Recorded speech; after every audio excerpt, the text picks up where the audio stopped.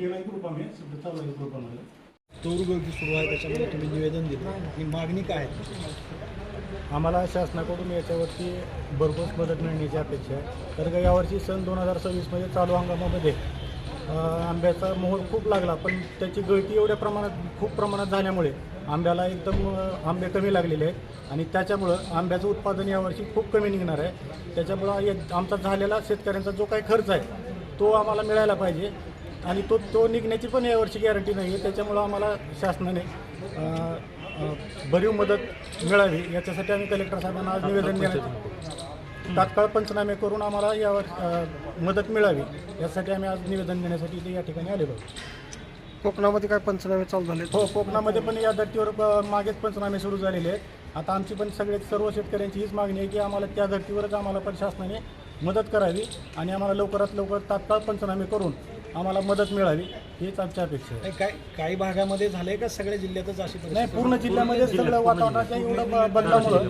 पूर्ण धाराशिव जिल्ह्यामध्येच अशी परिस्थिती बेकार झालेली आहे की आता सध्या खर्चच निघत नाही शेतीचा. पूर्ण आंब्याचा जेवढा काय खर्च केला आहे आम्ही लाखोनी खर्च केलेला आहे बागेवर तर त्याचा खर्चच निघत नाही. तर आम्हाला आता यावेळेस ते मिळायला पाहिजे. आम्हाला त्यातून काहीतरी 5% पण आंबा राहिलेला नाही झाडावरती. तर त्यातून आम्हाला काहीतरी आम्हाला शासनाकडून मदत मिळावी हीच आमची अपेक्षा आहे. यासाठी आम्ही या ठिकाणी एकत्र येऊन तरी काय निवेदन दिलं? गेल्या महिन्यात कोकणामध्ये सर्व पंचनामे होऊन त्यांना मदत मिळण्यासाठी चालू झालेला आहे. पण मराठवाड्यात आणि प्रकर्षाने धाराशिव जिल्ह्यामध्ये 5%सुद्धा आंबा आमच्या शेतात राहिलेला नाही. आंबा कैरी मोठी झाली आहे पण पिवळा होऊन पूर्णपणे गळत आहे. 5%सुद्धा आंबा आमच्या शेतात राहिलेला नाही. त्यामुळे शासनाने त्वरित पंचनामे करून तात्काळ मदत जाहीर करावी ही आमची अपेक्षा आहे. तुमचं किती आहे क्षेत्र?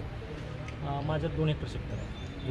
पूर्ण नुकसान टोटल नुकसान आहे. 20 वर्षापूर्वीची आमची बाग आहे आणि सध्या 5%सुद्धा आमच्या आंबा राहिलेला नाही. आतापर्यंत किती खर्च केला ना आता हातावर काय राहणार? आता लाखो रुपये आमचा फवारणीचा खर्च झालेला आहे.